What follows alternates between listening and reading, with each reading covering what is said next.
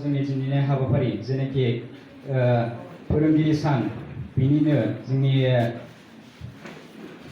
Cake काटिं ceremony बेखौ जागायनो थाखाय बा स्टार्ट खालामनो थाखाय जोंनिनो मानगोनां जिना मेमखौ गावनि आखाइजोंनो दिनैनि हाबाफारिखौ जागायनो गुरैयै खावलायनाय जाबाय। टीचर्स डेनि मुङाव बे केकखौ हानाय जासिगोन। हेपि टीचर्स डे होननानै हेपि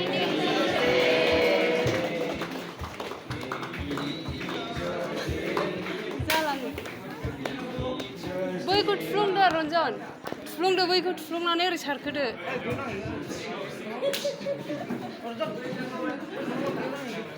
सारखो थुफ्लुंथारनानै सारखो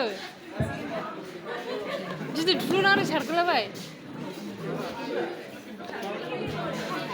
औ औ औ